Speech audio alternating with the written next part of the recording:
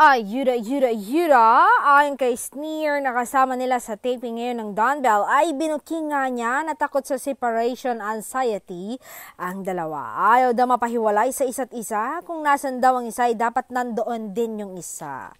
Ang lagi nilang hanap ay ang isa't isa.